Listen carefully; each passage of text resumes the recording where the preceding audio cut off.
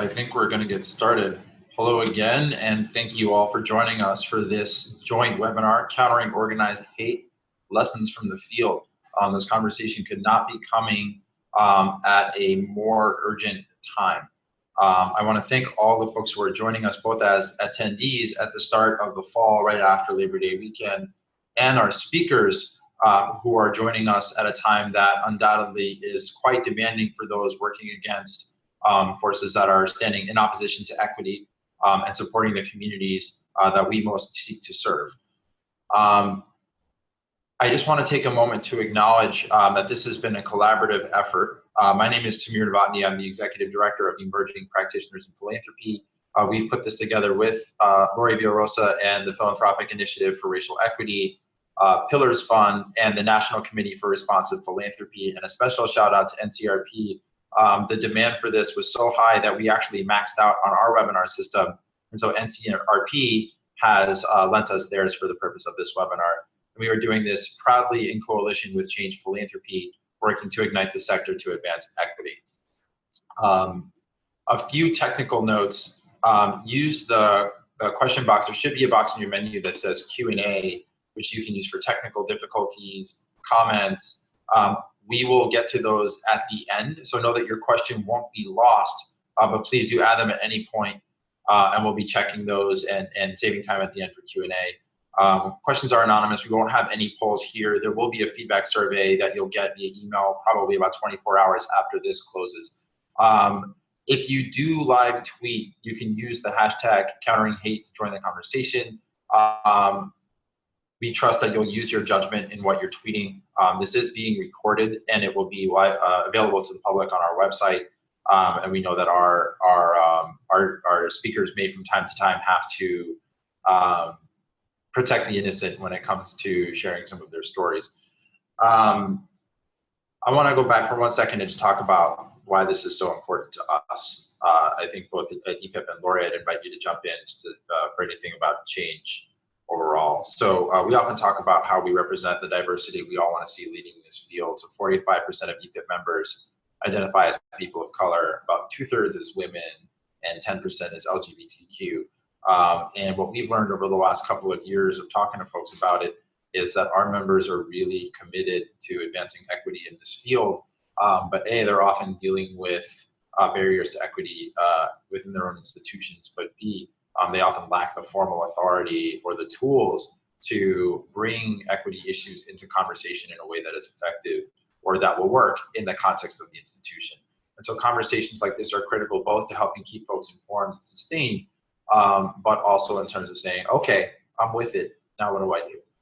And so we're gonna touch on both of those things here.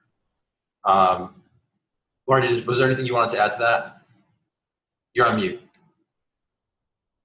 Thanks for catching that. So, hello everyone. I'm Lori Rossa with the Philanthropic Initiative for Racial Equity, as Tamir said, and we are really pleased to be partnering with EPIP and all of the other partners in this, and really appreciate the time of all of the activist leaders as well as yourselves.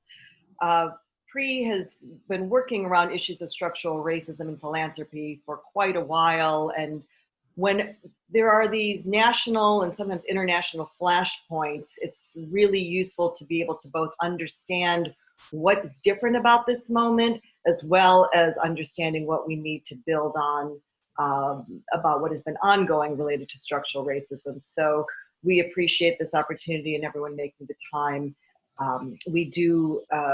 We'll lift up some different resources after the call that various folks can go to follow up, recognizing that these are incredibly complex issues, and within an hour we will really just be able to touch on some of the core pieces and hope to have opportunities to go deeper with folks.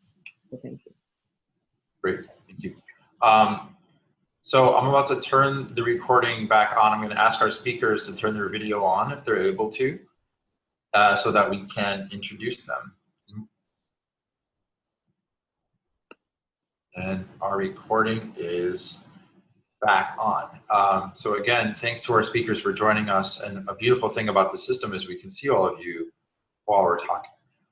So Alex Ammon of the Intelligence Project at the Southern Poverty Law Center, Scott Nakagawa, the senior partner at Change Lab, Ashley Woodard Henderson, co-executive director of the Highlander Research and Education Center, and Tarso Luis Ramos, executive director of Political Research Associates. Stephanie Teatro sends her regrets. She was going to be joining us today from the Tennessee Immigrant and Refugee Rights Coalition. Unfortunately, due to some action out of the administration today on the DACA program, she is full bore on organizing in preparation with her community. So she sends her regrets, but is glad that this conversation is happening. I've already introduced myself, and again, I want to reintroduce Lori Villarosa from the Philanthropic Initiative for Racial Equity. We're going to be your moderators today, and I'm going to turn it over to Lori to start walking us through some of these questions. We're gonna start with a quick lightning round of context, and then we're gonna start digging in more deeply to how the work plays out in the ground and strategies to address them. Great. Thanks, Tamir. And I'm off mute, right? Okay. So the first question, recognizing, as said, this is such a complex issue, but we've all been hearing so much about these extremist groups, or even the question about whether they're extremists or not. And I wanted to start, Tarso, with just having you share a little bit about what kinds of groups are we really talking about when we think about the composition of the far right? Great, thank you. And indeed, people mean different things by the term far right. So for this call, I suggest we're talking about militant, insurgent, or revolutionary groups that reject democracy, promote a conscious ideology of supremacy, and support policies that would negate basic human rights for members of scapegoated groups. We can call these groups insurgent or revolutionary because, in the language of Chip Berlay and Matthew Lyons, they reject the existing political system and pluralist institutions generally in favor of some form of authoritarianism. Today, we're mostly speaking of white nationalist groups that are focused on white supremacy and anti-Semitism, and also targeting Muslims, immigrants, LGBTQ people, African Americans, feminists, and so forth. There also is an anti-abortion far right, so there are other parts of the far right in the United States, but I'm going to focus on these explicitly white nationalist groups that also can draw other less overtly supremacist groups, such as the anti-government patriot militias, the Three Percenters, the Oath Keepers, and so forth, into their orbits. Many white nationalists found a political home, of course, in the presidential campaign of Donald Trump. There's a guide on our website to the groups who staged the August 12th Unite the Right rally in Charlottesville at politicalresearch.org for folks who want to do a deeper dive. But we're talking about folks like Richard Spencer of altright.com and the National Policy Institute, perhaps the most visible white nationalist figure in the US today. Spencer promotes so-called peaceful ethnic cleansing, as if that were possible, and a white ethno-state. And such ideas are widespread on the far right in the United States today. You know, neo-Confederate secessionist groups like the League of the South are part of this movement, and various armed and paramilitary sectors, whether the Proud Boys Fight Club, the National Socialist Movement, otherwise known as Nazis, or Vanguard America, right, whose member James Alex Field was charged with murder for driving his car into the crowd, killing Heather Heyer and wounding many others. So that gives you a sense of the spectrum that I mean when we use the term far right.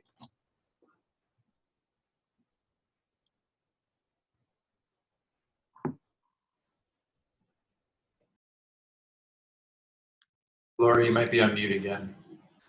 I think your video is off as well. Have we lost you?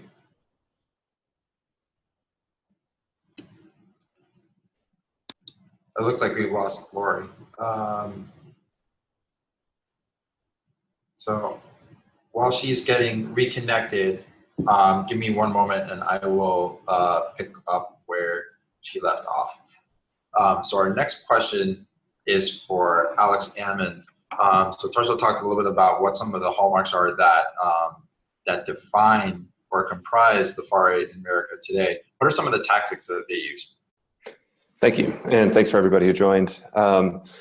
We are in an interesting moment now, a few weeks outside of Charlottesville, because until then, what defined this movement that Tarso so eloquently defined was both kind of an online culture and meme-based warfare, if you will, and then increasing direct action in real life.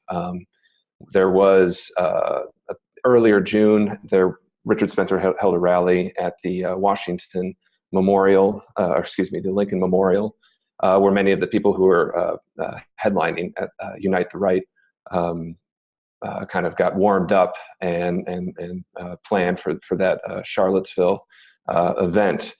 As Tarso mentioned, a lot of these groups found a home in the Trump campaign. That was absolutely true. A lot of groups, a lot of individuals, people like Andrew Anglin of the Daily Stormer. What we had there was this confluence of traditional white nationalists and the 4chan culture, Channer culture, and gamer culture. A lot of kind of insulting and odious harassment campaigns, memes that were circulated, all kind of geared towards penetrating mainstream conversations on social media platforms, and then through the vehicle of the presidential campaign, where we even saw people like Eric Trump Jr. Tweet out an image of the deplorables and the embracing of the Pepe image and so forth. So since Charlottesville, though, there's been a major crackdown across a lot of these platforms that provided that access for these far-right groups. Daily Stormer is now on the dark web and is only accessible through a application called Tor right now. A number of the organizers of the Unite the Right rally in Charlottesville have had their PayPal accounts removed, and a number of a place like Cloudflare, a company that protects websites and has for the longest time subscribed to a very First Amendment absolutist and libertarian approach to their business, decided to intervene and remove their service for the Daily Stormer. So right now, these groups were very amped up and looking forward to what the Unite the Right was going to bring for them. And I think with the violence, the backlash against them has been overwhelming. And we've yet to really see how they've kind of recuperated or what their next steps might be. And they're right now, they feel completely under assault by the platforms who have frankly taken their terms of service and community standards a lot more seriously in enforcing them since Charlottesville. Thanks, Alex. Next question. So this question is for you, Tarso. You mentioned this when we were preparing for this conversation. These groups are often known for promoting ideologies that are seen as hateful, but to what extent is hate, quote unquote, the principal problem? And if not, what is the principal problem? Well, look, as anybody who paid any sort of attention to what happened in Charlottesville knows, in terms of the violence, in terms of the chance of, Jews will not replace us, and so on and so forth, these groups and their ideologies are certainly hateful. However, mobilizing hatreds is a methodology. It's not the program of the far right. White nationalism is a social and a political movement that seeks to overthrow the current order and impose an ethnically cleansed white ethno state, right? What Richard Spencer referred to as peaceful ethnic cleansing. Focusing on hate, using that term to describe what we're dealing with, can obscure this agenda, and also, and very importantly, its relationship to mainstream culture and politics, right? As Trump's election shows, and the influence of figures like Bannon and Stephen Miller, right, also show, we're not dealing with issues on the periphery here. The cultural project of the white nationalist movement intends to open up political space for white supremacist policy initiatives. So denouncing Nazis from the comfort of a Capitol Hill office isn't an act of political courage, But perhaps Nazi rallies like that in Charlottesville make the repeal of something like DACA look almost reasonable by comparison. And so we need to think about the white nationalist movement in relationship to a growing politic, right, of white nationalism in the country that reinforces and amplifies systems of white supremacy and of racial exclusion and of structural racism that already exists, of which the white nationalist movement is sort of a vanguard reflection of, rather than the principal problem that we're facing in the United States. The ability of neo-Nazis, of the far right, to hold the streets, which has been their objective, is intended, right, to create the political space that would allow for more of their political program to be implemented, either through the formal mechanisms of politics or through a revolutionary vision of change that many of them also espouse. So I just caution about using hate groups as a frame because it conjures for many people, first of all, immediately a notion of white supremacy. On the other hand, the sense that these are marginal or extremist or individual actors as opposed to part of a political and cultural spectrum that we are now dealing with in the United States. I think that's a great segue. And if you guys don't mind, I want to go out of order on the questions because you talked about, Tarso, just now, the danger of treating these groups as though they are purely on the fringe or on the margins of society. I think for many of us, the election of 2016 showed that these groups may have much more influence than perhaps we previously believed. So Tarso and Alex, in whichever order you'd like, maybe we'll start with you, Alex. How influential would you say these groups are today, and how does that compare to where they were even just a year or two ago?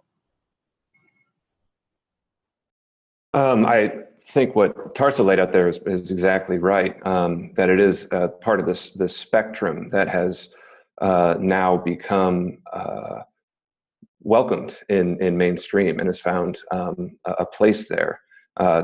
We were immediately calling foul when Bannon was one of the first two appointments of the Trump administration. He clearly at Breitbart, kind of turned that website from your run-of-the-mill. I mean, it was always, Andrew Breitbart himself with Shirley Sherrod. There was race baiting coverage and columns and so forth. But it turned into really a much more focused propaganda organ for many of these ideas that have been kind of lying dormant on the far right. So right now, again, it's an interesting moment because we've also seen in the administration, right, some purges of some of these people, Bannon notably, Gorka, another Breitbart alum. So a lot of the Breitbart folks have been picked off, but really in the person of Jeff Sessions, the Attorney General, we have somebody who was kind of a backbencher in the Senate, played a key role in derailing the comprehensive immigration reform efforts, and was tied in very tightly with Bannon and a number of anti-Muslim and anti-immigrant extremist groups that now, with Trump in office, really the dam is broke and all of their policies and policy platforms are being adopted by the administration. Yeah, I would just add to that, we're in a perplexing moment. As Alex rightly pointed out earlier, the Nazi rally in Charlottesville was a potential turning point in terms of public consciousness of the degree of danger, right, that a militant white nationalist movement represents. And particularly the Nazification, right, of that movement, because there are many quarters in this country for which still Nazis are a little bit beyond the pale because of the legacy of World War II, whereas the Klan, that's American, right, is apple pie. And so particularly the Nazification of what we saw in Charlottesville created a public relations problem, both for the white nationalist movement and for its sponsors, its mainstream sponsors, those who invited white nationalists directly into the formal mechanisms of politics. through the Trump campaign and administration. And so there's a dance now that's going on. But I do think there's a danger, as much as there's a need to close down the political space that the far right is trying to open. Part of our job is to make sure that we connect that process to what's happening in mainstream politics. Because when the bar gets set at rejecting Nazis, right? You know, look at all the things that are left, right? The lifting the ban on the use of military weaponry by local police, right? The repeal of DACA, the Muslim ban, the resurgence of the war on drugs, all of this, the strategy to build a southern border wall like neo-fascists in Hungary have managed to accomplish as a national project. All of these things are still on the table, and they take on even the sense of being within a reasonable spectrum of public debate when the alternative is Nazis marching on the streets in Charlottesville. So we have to hold the paradox, right, of the need to organize to shut down the spaces of the far right without letting that become the escape valve, right? It's lovely to see Orrin Hatch and John McCain denounce, you know, Nazis marching in Charlottesville. What are they doing about DACA? What are they doing about the Muslim ban? What are they doing about attempts to deny higher educational opportunities for Black and brown folks, right, with the attack on affirmative action and so forth? So these things that are happening at the political center are in danger, right, of getting a pass. If we define the problem of white supremacy as being a problem of Nazis in the street. So we're in this interesting moment. It is true, as Alex rightly points out, that for the hardcore base and leaders of the white nationalist movements, they have not figured out how to regroup since Charlottesville. They fear that they are being persecuted now by the federal government, that the Justice Department is coming after them, that they will be taken down. And in fact, altright.com, one of Richard Spencer's vehicles, published a piece last week that essentially calls for leaderless resistance. It's basically a dog whistle call for organized violent cells of white nationalists to organize in ways that cannot easily be detected or penetrated by law enforcement. A similar call was put out by Louis Beam, a white supremacist figure in the early 90s, and Beam is invoked by altright.com last week, that really led to and informed the strategy of the 1990s militia movement, which culminated in the Oklahoma City bombing, the bombing of a US federal building that killed 168 people. So we are in a moment where the reaction of the hardcore base of white nationalism could turn even more violent, even more dangerous. That remains to be seen. Great, thank you. And by the way, folks, I neglected to mention in our opening comments that the first part of this, the context lightning round that I mentioned, we were specifically going to go to Tarso and Alex for that. We're going to bring Scott and Ashley in for the next segment here. So we are almost there. But obviously, we're going to want everybody who's joined us as a speaker to have ample time to speak. So last question in this lightning round, and then we're going to dig in one level deeper.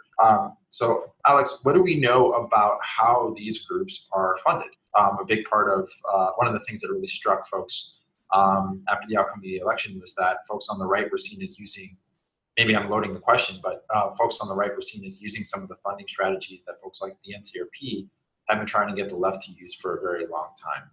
So what do we know about this?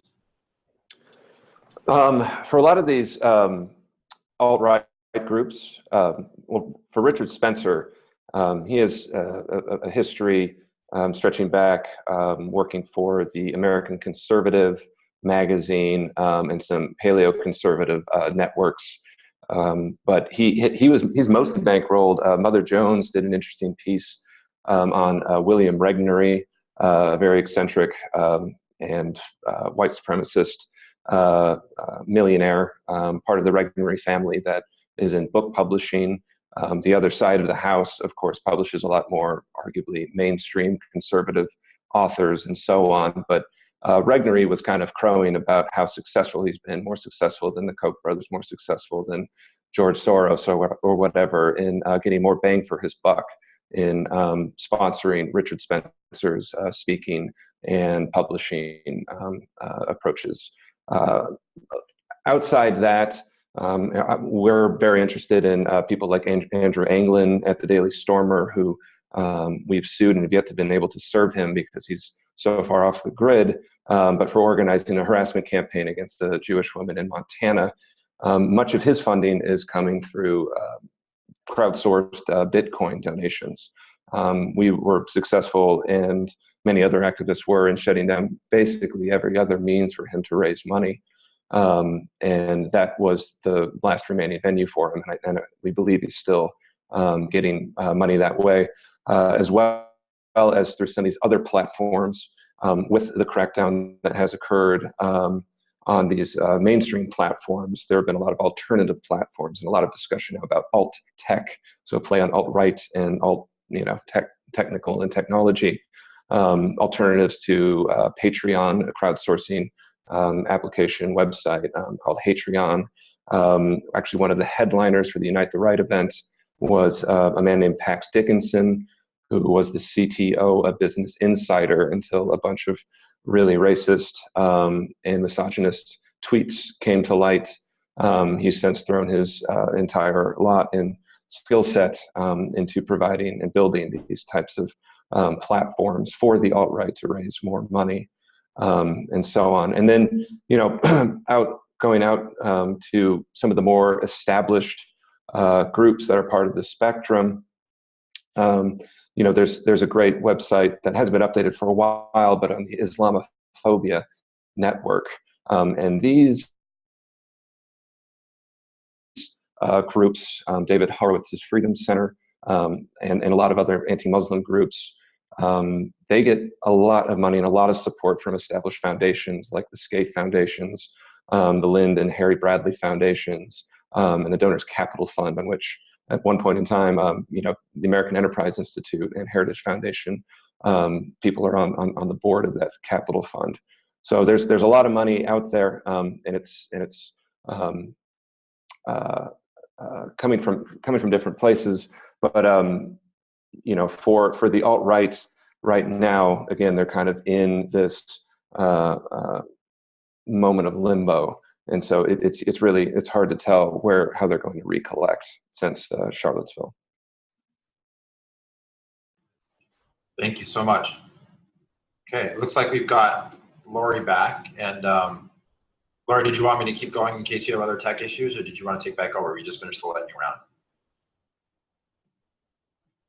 Oh, we can't hear you. You might still be muted. No, I'm sorry, we still can't hear you. But she's just put her thumb on our camera. I'm going to keep going for the sake of time, and maybe we'll bring you back in a minute. So I want to turn us now that we've heard a little bit at a national level about how these groups are sort of loosely perhaps organized, how they're funded, what they're focused on.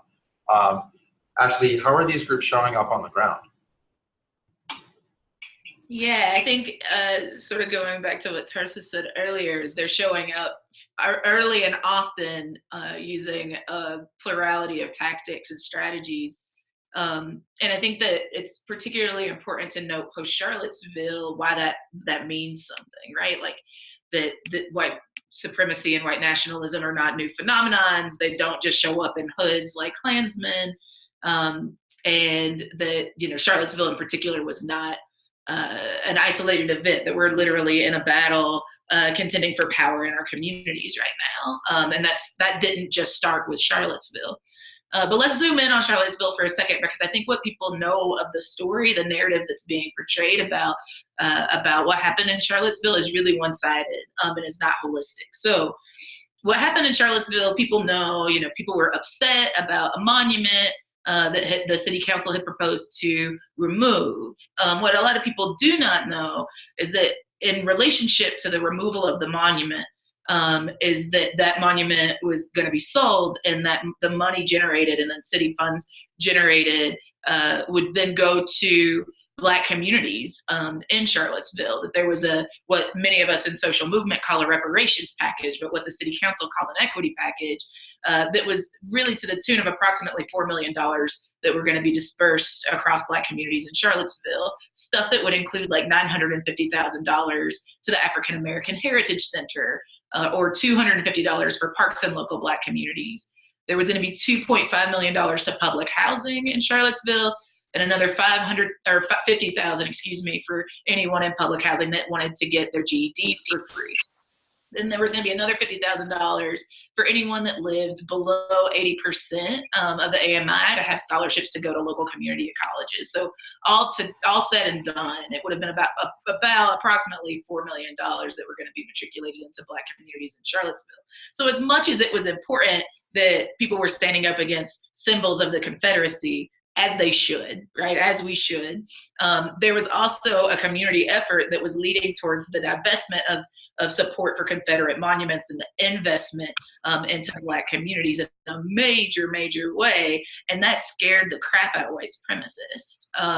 And so I just think it's really, really important to remember that. And as Charlottesville not being the monolith of the places that all of these sort of uprisings and white supremacy were happening, right?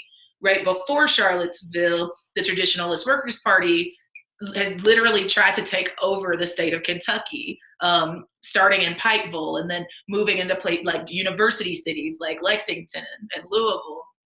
What we've seen is like a secessionist strategy in Alabama that people have been standing up against. We've seen folks convening to consolidate their wealth and power in Tennessee and in Virginia, obviously, and North Carolina and Durham. In Louisiana, like in New Orleans, and obviously in the great state of Mississippi. So this isn't just happening in one place, and they're not just implementing one tactic. It's a consolidation of strategies and a plurality of tactics that are expressing themselves all across the largest geographic region of the United States in the South. So while that's also happening, we're seeing a consolidation of the power of the right on the state level, and what it means for these Nazi, white supremacist, white nationalist organizations to be in relationships with folks in the state is actually quite terrifying to the sustainability of movement infrastructure, both in terms of our ability to do rapid response as these hate groups show up in our neighborhoods, but also to be able to develop and sustain infrastructure that allows for the space to develop long-term strategies to build movement infrastructure that we can sustain. So yeah, I think that what we're seeing is that white supremacist organizations, white nationalist organizations learn from the strategies and tactics that were implemented in the 50s, 60s, 70s, 80s, 90s by Black liberationists and folks on the left, the organized left, and then are taking those tactics and throwing them back at us. And I think what this moment is calling for is for us to be innovative in our abilities to create both rapid response strategies that are short-term interventions, political interventions, narrative interventions, et cetera, but also long-term strategies that allow for us to build and live into the world that we've always deserved. Thank you. Did anybody else want to comment on this question before we move on to the next one?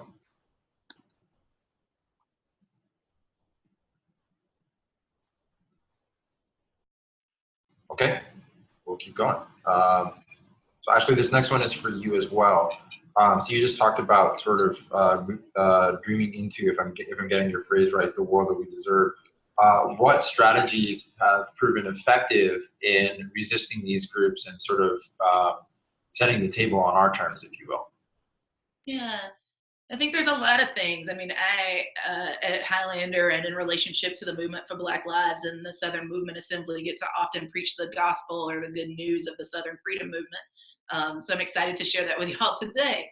I think a few things that I think we've been seeing. One is that folks aren't just idly sitting by as white supremacy and white nationalism grows in more overt ways in our neighborhoods. So we've seen people resisting, whether it was like literally high school students in Pikeville, Kentucky, or people dressed up as clowns in Knoxville, throwing white flour and white flowers, in response to neo-Nazis screaming white power at our communities. But we've also seen a real interest and a real pushback around false narratives about what it means to be a white working class person from a rural community or the South. We think that that's lazy intellectualism, actually, that it is much more complicated than just rural poor white people hating Black people and Muslims and queers and et cetera, that it's actually like their identity is much more complex than that.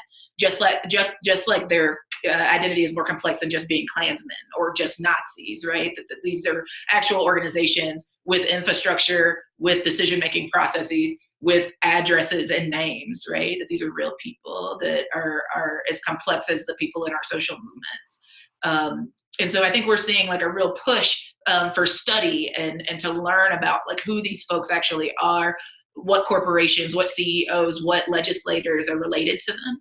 And then to build a strategy around that in terms of how to protect and defend our communities from white supremacist violence and its relationship to state-sanctioned violence. We're seeing a real interest in building multi-tactical movements. So, you know, we say often in the movement for Black Lives that when our ancestors and elders said by any means necessary, they meant by all the means. And so we're seeing social movements on the left really being intentional about building base building strategies and organizing strategies, also employing action, direct action tactics and civil disobedience, as we've seen specifically around the removal of monuments. And we're seeing folks that are also doing work around policy and electoral strategy as well. And we're doing that not just because they're good tactics and in relationship with each other can really win substantial wins for our communities, but also because we're literally contending for power with the right who are using multitudes of strategies and tactics. So we're seeing all of that happen. We're seeing folks do everything from statues to statutes. And I think that that's going to be necessary moving forward. I think that there's some really wonderful things to look at coming out of the movement for Black Lives, including the Vision for Black Lives policy platform. And we're also seeing wonderful things come out of this, like the Southern People's Initiatives. So I would encourage people to check those out.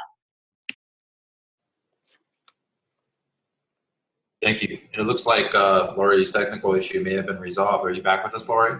I think so. Can you hear me now? Perfectly. Okay, great. Sorry, folks, although I was lucky to get to hear the last presentations through the phone, even though you couldn't see me, so thank you. So Scott, wanted to move to you in thinking about both this question about how it's playing out in your region in the Northwest, knowing that you both bring a long-term view on this and are working on it currently. What have you been seeing as the most effective resistance strategies on the ground? Well, first of all, the way they're showing up here is, you know, sort of idiosyncratic of the Northwest, right? Groups like the Constitutional Sheriffs and Peace Officers Association, the 3%ers, the Proud Boys, various different neo-Nazi groups, and the Oath Keepers have been very active in Oregon in every single one of our counties. We believe that one or another of these organizations has either some significant influence if they haven't embedded themselves in many, if not most, rural sheriff's offices. And in many contexts, because of defunding in Oregon, right, the lack of revenue in our rural counties, there's very little in the way of basic infrastructure. And so one of the things that's missing in a lot of these places is first responder services. So not, in some places, for example, they don't have 24-hour 911 service. And so these groups, particularly the Oath Keepers and the 3%ers that are made up in good part by retired first responders and military veterans, are offering themselves up as kind of replacement first responders. And using that as one of the ways that they're building their base. They're not just coming from outside of the state. There's also a long history of activity on the part of white nationalists and white supremacist groups in the state. And many significant investments that have been made over recent decades by the white nationalist movement in Oregon and in the Northwest generally. They view us as the land of the future because of the racial demographics here, and also what seems to be happening in terms of dynamics, right? Portland is Oregon's most populous city. It is growing whiter and whiter in certain regards. You know, our Black community is shrinking, achieving for white supremacists something that they have only ever dreamed of nationally. We also trailed the country on every measure of racial equity, but we are a very blue state, and Portland is a very proudly progressive and deep blue city.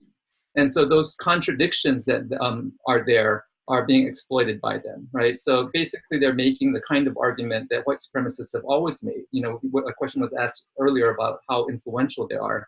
White supremacists and white nationalists have always been extraordinarily influential. You know, they played a critical role in ending Reconstruction. They played a critical role in limiting the aspirations of the civil rights movement. And they're playing a critical role right now in redefining how we understand race in Oregon and across the country.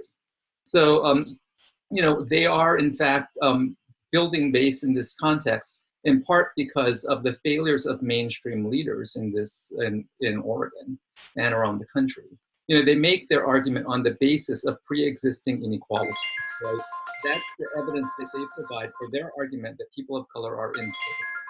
And so when, as Tarso mentioned earlier, leaders respond by saying it's a hate problem. One of the vulnerabilities we face, and we face that especially here in Oregon, where we're such a white state, is that people hear that, and what it does is causes that it allows leaders, elected mainstream leaders, to deflect attention from their failures on structural racism, to deflect attention away from that, and to become the champions of anti-racism, articulated specifically in terms of racial violence, right?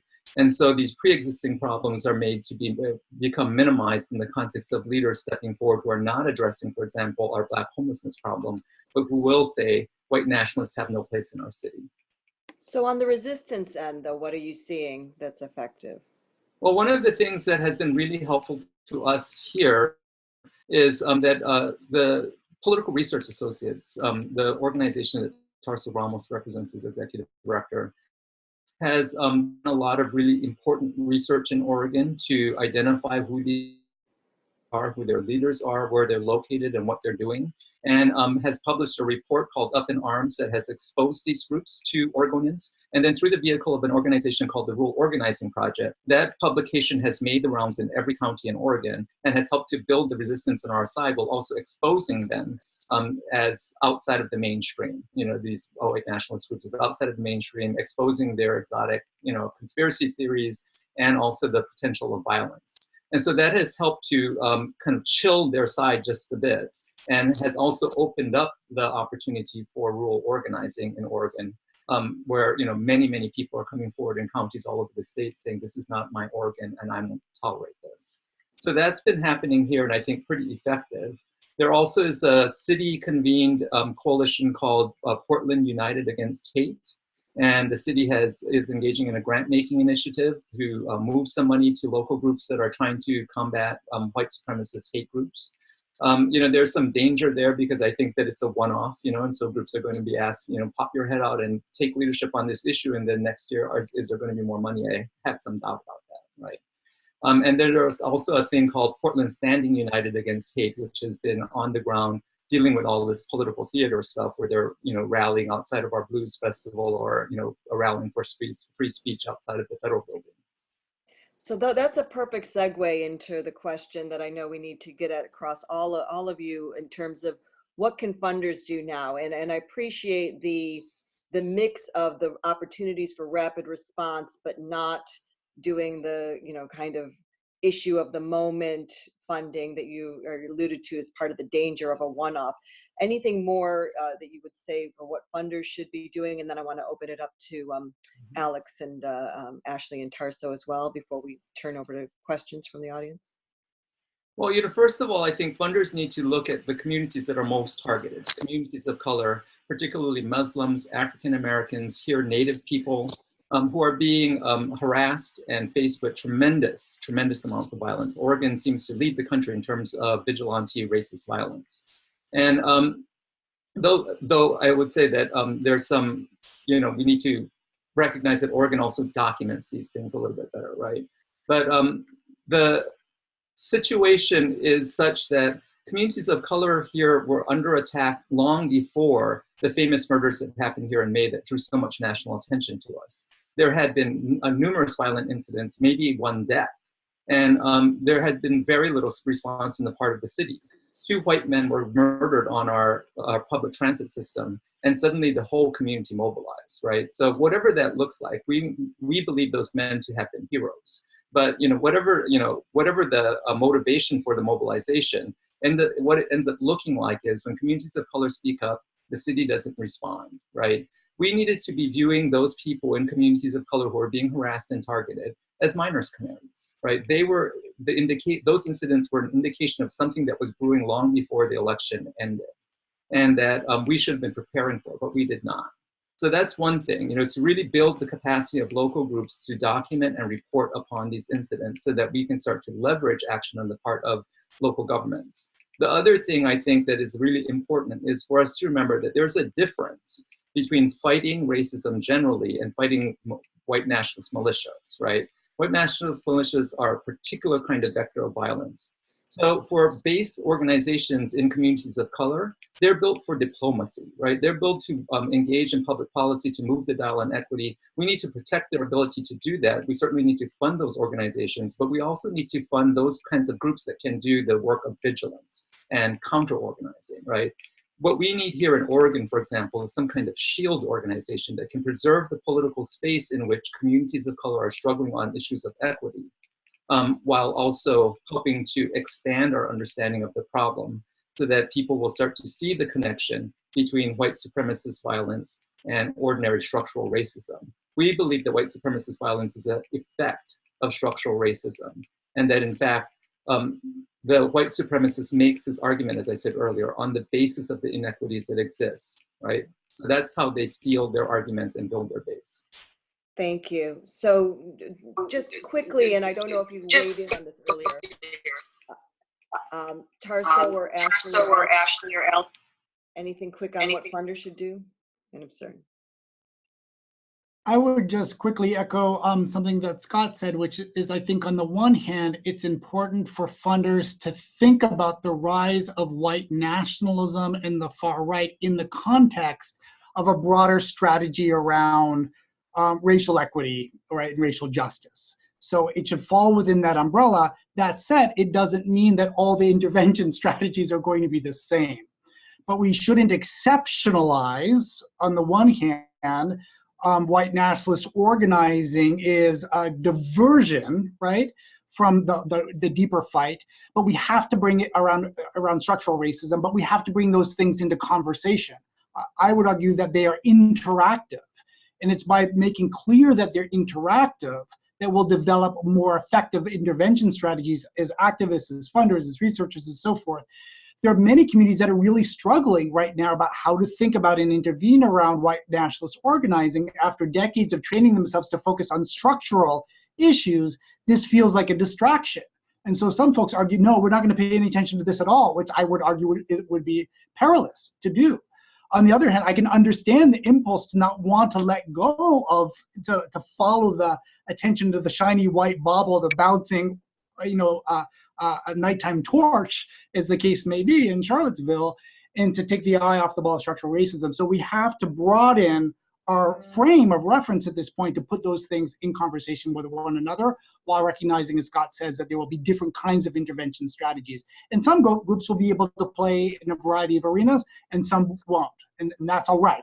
We need a diverse ecosystem of organizations and strategies, as Ashley was saying earlier, that are going to engage and move racial justice forward. Thank you, Tarso. Before we get Alex and Ashley on this question, Tamir, I'm wondering if you've got questions, more specific questions from the funders on this call that you could lift up, and Alex and Ashley could be the first ones to take a crack at those. Great. So if it's all right, Lori, there's one that I'd love to start with that I think we had planned in advance, but it's the question we always get from our members, which is, let's say somebody's listening to this and they're a program associate, maybe an associate program officer, even a program officer at their foundation, and they're totally on board, right? They get it, they're with you on everything you're saying, okay, how do I bring this back to my institution and say, we need to be focusing on X? So I think thing number one maybe is, what's the X, or what are the X's, since you said that there's a spectrum, right? So are there particular intervention points that folks should be thinking about funding? Or is that just typical funder speak? And two, what are the lines of argument or the messaging that you've seen be most effective, or perhaps that you've used to most effect with funders to get them to support this kind of work?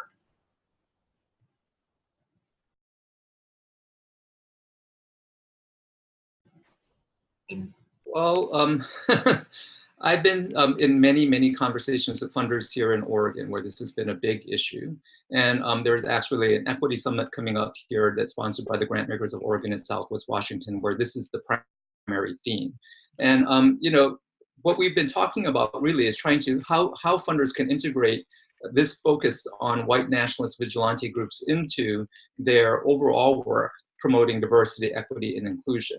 And so really trying to redefine what that means in order to deal with these effects of structural racism.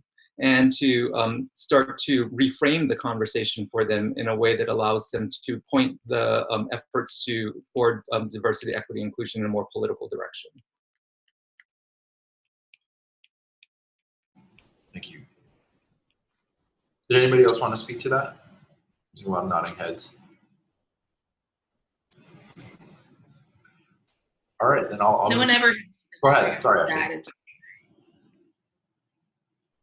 I'm sorry, I didn't hear what you said. Yeah, I was just saying it's always impossible to go after Scott because there's usually a pretty widespread agreement. I mean, I think that, like, yes, understanding resources are limited, and that the desire to invest in things that are a little risky is scary. Also knowing that, especially after the election of 45, that a lot of folks in the philanthropic and foundation world were like, oh, maybe this happened because we got too focused on identity politics and made white people angry and uncomfortable. Maybe that means we need to fund white people doing white people work. I just can't say enough that is not the move here. What I think is the move is investing those resources into places that have been under-resourced, but have been utilizing tactics that were at that nexus of rapid response and long-term organizing. Places like the Midwest, places like the South, where those have been ongoing battles that people have been learning from and creating innovative strategies and tactics to respond in this 21st century context, is the move. And to be real, that, like, the fight for equity and racial justice is cross-sector work, right? So, like, the movement for Black Lives isn't just about police violence. That was, in fact, the whole point of the origin of the movement for Black Lives, was to expand people's understanding of the impact of state violence in every nook and cranny of our lives. So seeing things like the majority spout off, seeing folks, doing work across the U.S., cross country, regardless of borders, is like the work that actually is going to build that sustainable, like, equitable world that is going to, be the end of these nationalist organizations.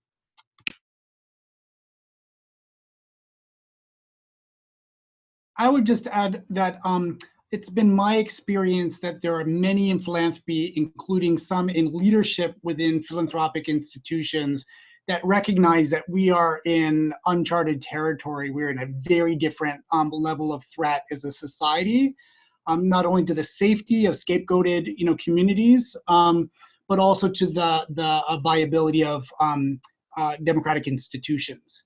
And so I do think that one of the things that the incident in Charlottesville, but others, as Ashley was pointing to, and Scott as well, have pointed to, is that there is a very real danger of a descent into a much more violent and more authoritarian kind of society.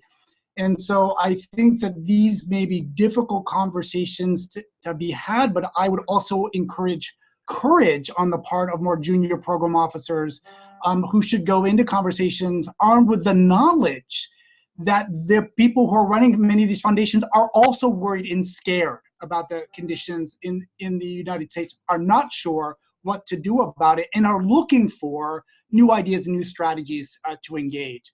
So I do think that this is a moment where taking that risk and where boldness could really carry the day in terms of opening up new possibilities. Thank you. I saw that somebody raised their hand, but then this is a new system for me, so I'm actually not seeing where to find that. Looks like a couple of folks have done it. So what I'm going to ask you to do, if you've raised your hand, do me a favor if you can, and type your question into the Q&A box. I'm going to get to more of them right now.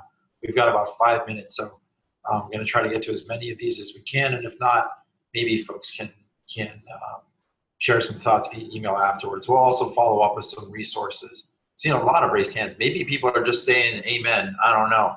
But we got some excited folks on the line. So trying to find one here. We've addressed a couple of these already. So one question was, and I think, Ashley, maybe it makes sense to direct this to you, what became of the community reparations or equity package in Charlottesville related to the statue's removal? Is that still happening, still on track? Yeah, that's a great question and requires some follow-up. There was a interview with Wes Bellamy, who's out of Charlottesville, on Democracy Now! Just a couple of weeks ago, talking about the struggle to even get that passed, right? So, you know, I mentioned earlier that there was some relationship to the selling of Confederate monuments to help generate some of this revenue. And in fact, I think in the initial vote, I think there were 5 folks on their city council. Pretty sure it was like a 2-2 vote, and part of the organizing to try to move folks away from the equity package was like, listen, you can either deal with these Confederate monuments or you can deal with this equity package, but you don't want to have white people upset because you did both, right?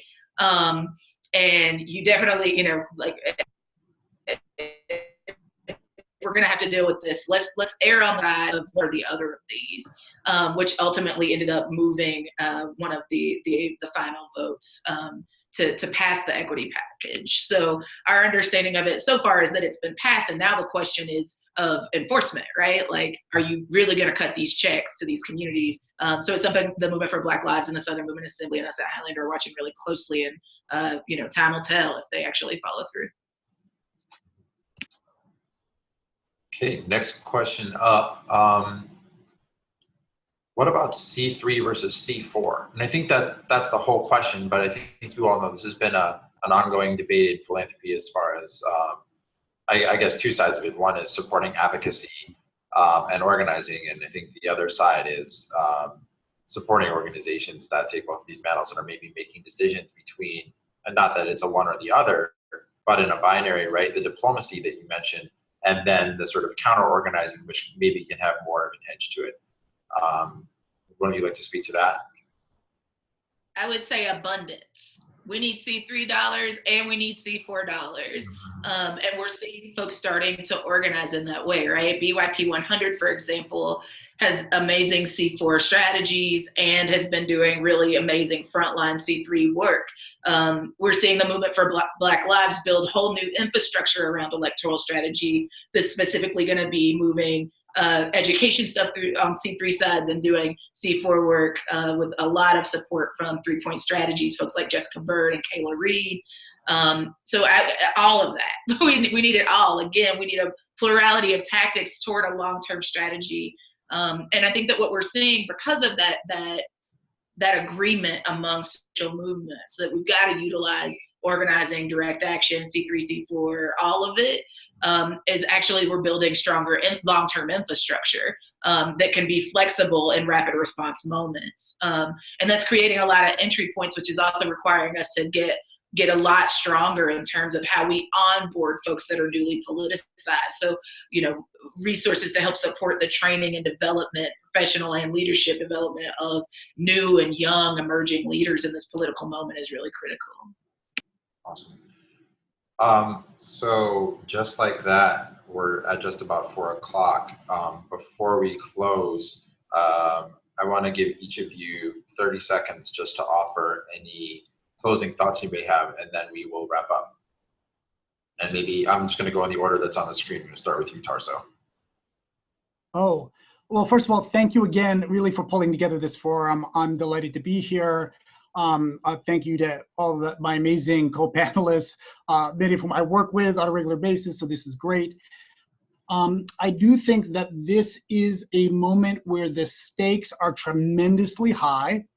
If there was one point I would want folks to take away is that white nationalism is a spectrum. It's not just goose-stepping fascists in the streets. It is that. It has come to that in this country. But in the centers of power, right? In the centers of power, white nationalist ideas and policy initiatives are being driven forward, and we need to deal with that entire spectrum if we're serious about advancing racial justice in this country. Thank you. Ashley?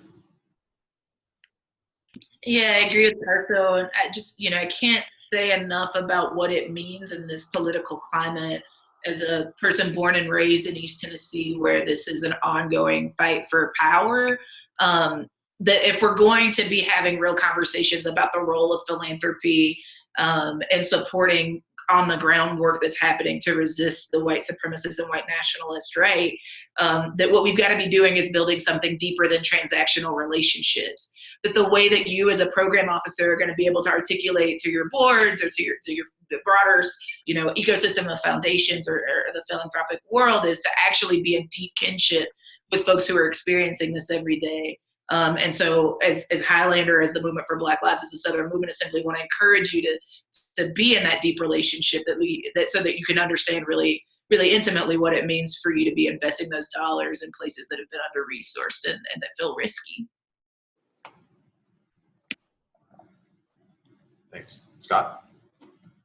I guess what I would say in closing is that I think it's incredibly important for us to invest in vigilance, right? We failed to do that. I was involved in the fight against neo-Nazi groups in Oregon in the 90s, right? We were able to break the back of the neo-Nazi skinhead youth movement.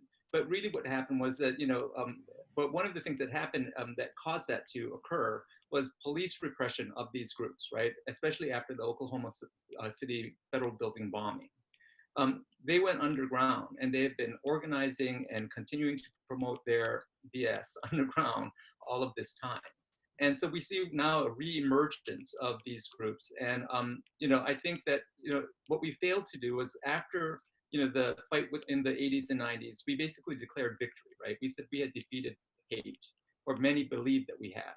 In fact, we had not. And we have been in this fight for as long as this country has been a country, and we need to just invest in that kind of constant vigilance that helps us to see when we are going to be approaching those times when these groups are going to start to rise. And we also have to take them seriously at times when they're underground and continue to invest in the kinds of efforts that destabilize, divide, and expose these groups wherever they are, so that they don't, in those kind of fallow times, have the capacity to build base. Thank you, Scott. Alex?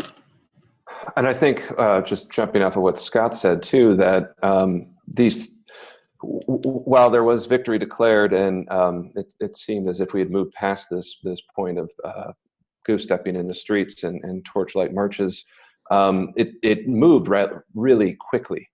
I think a major turning point was the killing of Trayvon Martin. And that summer, we saw a ton of activity kind of erupt in response to the beginning of the Black Lives Matter movement. That was the perfect kind of organizing grievance for many of these groups that now, or until Charlottesville, seem to be really on the march. And I think what Tarso was saying too about the spectrum, right now we have somebody in Chris Kobach leading a committee to investigate voter fraud. And I know that there doesn't need to necessarily be any more alarm raised around that, but that's a really good example of that Kobach has, a person like that has walked through some of the halls and worked for some of the organizations that are main institutions for an extremist, nativist network. And now is going to be trying to, repress the vote across the country in a way that he's been trying to for a number of years. So long-term strategy stuff, but also just knowing that this stuff can turn really, really quickly, and to be aware of those warning signs. Thank you. I'd like to just come in, I don't know if you can hear me, but the thing that for junior program staff, be able to remember some of the questions that were lifted up about how you can bring some of this voice directly into your foundations. When I was at the Mott Foundation as a junior staff person, we brought in Loretta Ross, who some folks might know, and I'll put some links to her information. But we were really, in the early 90s, helping show where the contract on America, or contract for America, as they were, but contract on America, came directly out of the KKK 10-point plan, and being able to make those linkages of what might have seemed extremist, of how it's moved into policy, and make those connections in both directions is a role that you all can play with your institutions. So with that, I had a couple of people say they wish we had more time. I think we all do too. But again, I want to thank all of you for joining us, our speakers for taking their time out of, fighting this fight in real time. And we're going to copy and paste some of these questions into a doc, see if we can't get a few more responses for you all. We're also going to put together some resources that can help you either go deeper on some of these questions or maybe think a little bit more about messaging.